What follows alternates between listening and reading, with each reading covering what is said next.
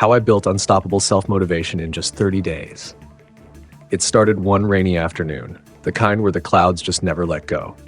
I sat there, staring at a blank wall, knowing my life was spiraling, but feeling too numb to do anything about it. Every day felt like Groundhog Day, repetitive, empty, like I was stuck in a loop of my own making. The more I tried to fight it, the worse it got. But then something changed. I didn't wake up one day with all the answers. There was no instant epiphany, no aha moment that made everything click. It was messy, it was confusing, but there was a single thought that began to haunt me. What if I could turn it all around in just 30 days? I'll tell you what, it was a reckless idea at first, but desperation breeds strange thoughts, and in the chaos of that moment, I made a decision that would either break me or build something I never knew was possible. For the next 30 days, I threw everything I thought I knew about motivation out the window. Forget everything you've heard. Forget the 5 easy steps or quick fixes. This was a brutal experiment. I wanted to see if it was possible to create something unstoppable from nothing but pure willpower and a whole lot of failure along the way.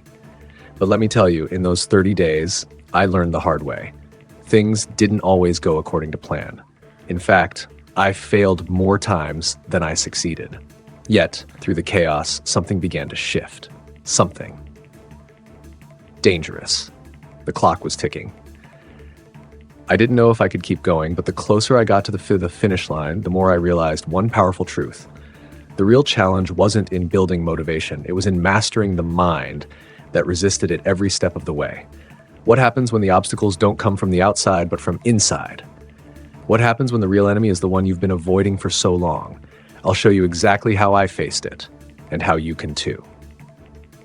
The room felt smaller now. I didn't even realize how many hours had passed until the light outside had softened to a dim orange glow. My mind was still racing, thoughts colliding one after the other, each one louder than the last. I had set myself up for failure, hadn't I? 30 days? Who am I kidding? It felt like I was climbing a mountain without a rope, no guide, no map, just sheer will. But that was the trap, wasn't it? The idea that the journey had to make sense, that I had to be prepared. Life doesn't come with a handbook. Motivation didn't come with a cheat sheet either. The first day was the hardest. No real plan, no method. I just knew I had to begin. At 6 a.m., I dragged myself out of bed, groggy, annoyed, frustrated that I had to fight to start. I wanted to quit before I even took the first step. But there was something more stubborn in me. Something that made me pick up the phone and set an alarm to wake me up the next day at the same time. And the day after that. And the day after that. For some reason, I could feel it. The shift. I didn't know what it would look like yet, but I knew I was heading somewhere. Somewhere far from the rut I was in. A week went by. The fog of early mornings was still there, but it started to clear. Every morning, I forced myself to do something that scared me. Not the grand, heroic tasks we think of when we talk about motivation, but the small, quiet tasks, things I would normally avoid like the plague. Starting conversations, speaking up when I usually stayed silent, setting goals, even when they felt like they might be too big to reach.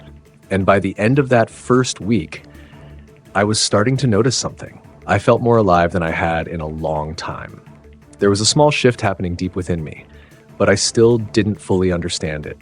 I thought it would be a straight line upward, that if I just kept pushing, it would all fall into place. That's what all the self-help books promised, right? Just put in the effort, and eventually you'll see results. But the truth was, the journey didn't follow any clear-cut path. There were days when I woke up and felt like everything was wrong. When I felt trapped. The pressure to be perfect was suffocating. It wasn't about progress anymore, it was about survival. I realized that the real enemy wasn't the lack of will. It was the fear of not being good enough. The fear that all this effort would still leave me empty. And that fear, it would haunt me for weeks. 2 weeks in, and something started to happen. I began to understand the darkness, the weight of those feelings that had paralyzed me. There was no magic moment, no instant transformation, but the fog was thinning, and I started recognizing the lies I had told myself all my life, the lies that had kept me stagnant. I wasn't unmotivated, I was just afraid of failing, of trying and not being enough. And that fear, That fear had paralyzed me, held me back in ways I couldn't even see until now. But once I saw it, once I understood it, something shifted. I had to confront it. By the time I reached the final stretch of the 30 days, I had completely changed. My routine had shifted, my actions had become automatic, but more than that, my perception of myself had transformed. The days were still long, and I still had moments of doubt, but the power had shifted. I wasn't chasing motivation anymore. Motivation was chasing me. It had become my constant companion. But it wasn't because I found some magical secret. It was because I learned the truth about the fight. It wasn't about fighting the resistance that came from outside. It was about conquering the resistance within. The voice that told me I wasn't good enough. The voice that told me I would fail. And when that voice lost its power, I was unstoppable. That's when I realized the greatest lesson of all. Motivation isn't something you wait for. It's something you create.